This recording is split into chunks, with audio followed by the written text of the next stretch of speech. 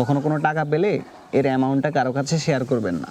যদি শেয়ার করেন তাহলে কিন্তু আপনার সঠিক হকদার পেতে সমস্যা হতে পারে। যদি দূর থেকে কেউ শুনে যায় তাহলে কিন্তু যে কেউ এসে কিন্তু মালিকানা দাবি করতে পারে, তাই না? কিরে টিটু, কি খুঁজতেছস? আর দোস্ত আর বলিস না, সকালে টাকা হারাইছি কিছু, ওইগুলো খুঁজতেছি। হ্যাঁ, টাকা হারাইছে? কত টাকা? 1 টাকা কমও না বেশিও না, বরাবর 960 টাকা। আচ্ছা তুই দেখছস কেউ পাইছে? হুজুরের সাথে কথা বলার সময় তো টিটু আমগোর সামনে দিয়ে হাইটা গেছিল, ও শুনে থাকতে পারে। 960 টাকা? এই তো আপনি আরেকটা ভুল করে ফেলছেন। কখনো কোনো টাকা পেলে অ্যামাউন্টটা কারো কাছে বলবেন না। অন্য কেউ শুনে গেলে পরে কিন্তু যে কেউ এসে মালিকানা দাবি করতে পারে।